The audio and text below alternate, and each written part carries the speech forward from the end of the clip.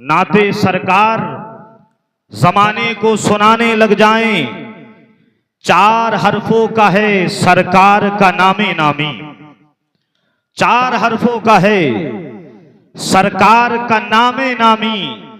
बैठकर सोचो तो जमाने लग जाएं, बैठकर सोचो तो जमाने लग जाएं। सैयदुश शुआरा सरकार आला हजरत फरमाते हैं, जर्रे झड़कर तेरी पैजारों के, जर्रे झड़कर तेरी पैजारों के ताजे सर बनते हैं सैयारों के, ताजे सर बनते हैं सैयारों के। और मेरे आका का वो दर है जिस पर, मेरे आका का वो दर है जिस पर माथे घिस जाते हैं सरदारों के, माथे घिस जाते हैं सरदारों के। हजरात तेजी के साथ दुरूद पाक और पढ़ के सुना दें। अल्लाहुम्मा सल्ली अला सय्यिदना व शफीना मौलाना मुहम्मदिन व बारिक वसल्लिम सल्लु अलैहि सलातुम व सलामन अलैका या रसूल अल्लाह। लाइके मुबारकबाद हैं अराकीन हजरात और बिलखुसूस हजरत मौलाना मोहम्मद हनीफ साहब। इन्होंने दीगर उलमा इस बस्ती के हुफ़ाज इस जलसे को जिन लोगों ने सजाया है, मेहनतें की हैं, मैं अल्लाह की बारगाह में दुआ करता हूँ मौला इसको अपनी बारगाह में कबूल फरमाए और इन तमाम मेंबरान को दीन और दुनिया की भलाइयों से सरफराज फरमाए। हजरात मैंने आयत करीमा को पेश किया है। अल्लाह तबारक व तआला इरशाद फरमाता है, वमन युतल हिकमा फ़क़द ऊतिया खैरन कसीरा। जिसको इल्म अता कर दिया गया उसको भलाइयाँ अता कर दी जाती हैं, बहुत सारी भलाइयाँ अता कर दी गई। जिसके खाते में इल्म आ जाता है, खुदा फरमा रहा है बेशुमार भलाइयाँ उसे मिल जाती हैं।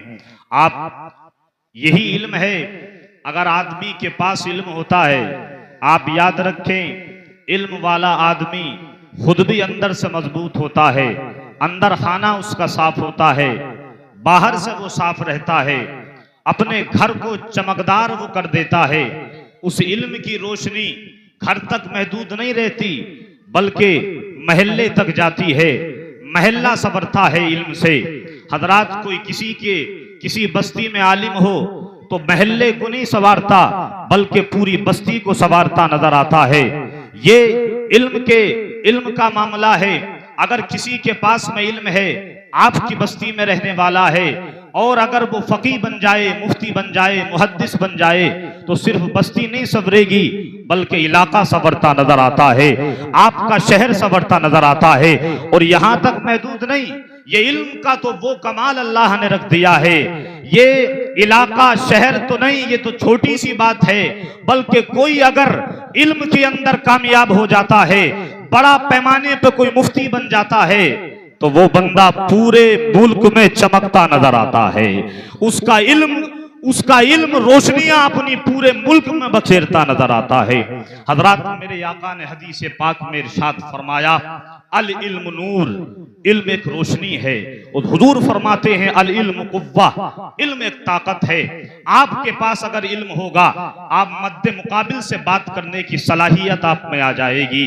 अगर आपके पास इल्म नहीं होगा ना तो आप ना तो किसी से बात कर सकते हैं, जिस लिहाज से बात करनी चाहिए, अपने मद्दे मुकाबिल को आप वैसा जवाब नहीं दे सकते हैं, आप हेच होके रह जाएंगे। यही वो इल्म है, मुआशरे की संवारने की जमानत ये इल्म लेता है। मेरे भाई याद रखें आप मेरी बात को। मैं एक दिन मिनहाजुल आबिदीन पढ़ा रहा था, उसमें इमाम गजाली ने सबसे पहला जो बाब और घाटी बांधी है ना, उसमें सबसे पहली घाटी इल्म के ताल्लुक से बांधी है। इमाम गजाली फरमाते हैं अगर किसी आदमी के पास में इल्म नहीं है, फरमाते हैं इल्म से जो जाहिल है आदमी, उसकी नमाज भी सही माना में पूरी अदा नहीं हो पाती है। यही इमाम गजाली फरमाते हैं आपको नमाज अदा करने के लिए भी सही माना में इल्म की जरूरत होती है। आप इल्म से जानते हैं क्या नमाज में वाजिब है, क्या नमाज में फर्ज है, आप उसी में जानते हैं सुन्नत क्या है, कितनी तस्बीहात नमाज में पढ़नी है, क्या नमाज से पहले हमें करना है, वुजू जरूरी है कि जरूरी नहीं है, कैसे वुजू करना है, पाकी के तमाम मसाइल आप इल्म से जानते हैं। अगर आपको इल्म नहीं होगा नमाज आप सही से नहीं पढ़ पाएंगे। ये इल्म का कमाल है। जब इल्म आ जाता है तो याद रखें, फिर अगर नमाज भी पढ़ते हैं अल्लाह की बारगाह में सजदा रेज़ी भी की जाती है। खुदाए ताला इल्म की बरकतें रहती हैं। इस्लाम के दायरे में रहकर वो नमाज पढ़ी जाती है। खुदा फरमाता है मेरे बंदे ने पहले तो इल्म सीखा है, अब नमाज को सही माना में अदा कर रहा है। खुदा फरमाता है मैंने इसको, इसकी नमाज को भी कबूल फरमा लिया है और इस पर अजर भी अता फरमा दिया है। ये इल्म का कमाल होता है। मेरे भाई आज जो मुआशरा है, अब से जरा थोड़े दिन पहले चले जाएं, पहले आलम ये था आपको एक गांव के अंदर एक हाफिज भी नजर नहीं आता था। पहले नाजरे ख्वां से लोग इमामतें करवाया करते थे। ये हमारी कौम का आलम था। पहले 10% लोग दीन की तालीम में जुड़ते थे, लेकिन आज अल्लाह का करम है, आज हमारा मुआशरा 80% अपने बच्चों को मदरसे तालीम हासिल करने के लिए भेज रहा है। आज 80% हमारा कॉलेज तालीम हासिल करने के लिए भेज रहा है। दीन इस्लाम से 80% लोग जुड़े हुए हैं। पहले वो कुरान पढ़ाते हैं, लेकिन 20% जो लोग अभी कुरान से दूर हैं, दीन मतीन की तालीम से दूर हैं, उनको पैगाम देना चाहता हूं जो बेदार हैं दीन से।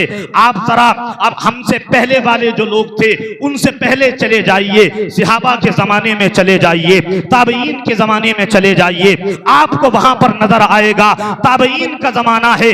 कसम खुदा की वो कैसा जमाना था। उनके बच्चे भी किस कदर लाइके ताजीम हुआ करते थे, कैसे आलिम हुआ करते थे। अगर कोई 10 साल का भी बच्चा था, हमारे अकाबिरीन के अंदर, हमारे असलाफ के अंदर आप तारीख पढ़ें, 10 साल के बच्चे का यह आलम होता तो 10 साल का था, मगर कुरान सामने होता था, उसकी तफसीर करता नजर आता था। हदीसे रसूल सामने होती थी, उसकी तशरीह करता वो 10 साल का बच्चा नजर आता था। नारे तकबीर, नारे रिसालत, मसला के आला हजरत, मसला के आला हजरत, सरजमीने नहटोरा, सरजमीने नहटोरा, नारे तकबीर, नारे रिसालत। ये हमारे असलाफ थे जिन्होंने अपने बच्चों को पहले से ही दीन इस्लाम से जोड़ा था। उन्होंने कभी फिक्र नहीं की थी दुनिया की, हमेशा खुदा से खौफ किया था कि हमारा अल्लाह हमसे राजी हो जाए। ये हमारा आज मुआशरा बड़ी तेजी से हमारा इस तरफ है। कुछ लोग जा रहे हैं कि पढ़ के क्या होगा, इमामतें ही करनी है। ये लोगों के दिमाग में बात है, पैसे का रुझान ज्यादा है। लोगों अपने बच्चों को तालीम दीन नहीं सिखा रहे, बल्कि पहले ही कामों पे लगा देते हैं। ना दुनियावी तालीम है। कुछ लोगों का मिजाज ये बन चुका है, वो समझते हैं कि हम दीन की तालीम न सिखा करके अपने बच्चों को आगे बढ़ाएं, हम दुनिया की तालीम उनको सिखाएं।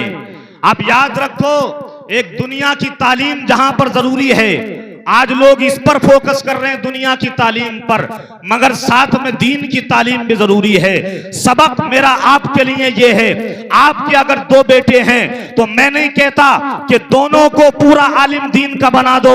एक बेटे को दीन के लिए दे दो, एक बेटे को दुनिया के लिए दे दो।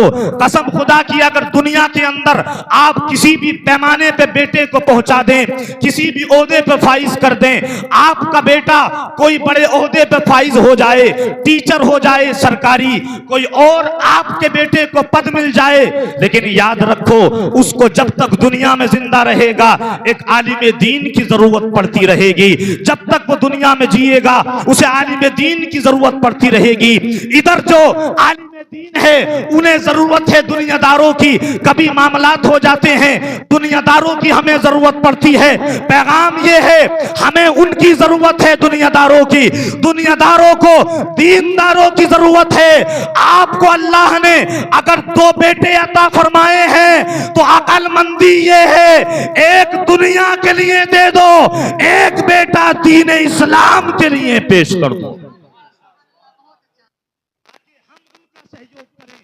हमारा साथ दें, काम आगे बढ़ाएं।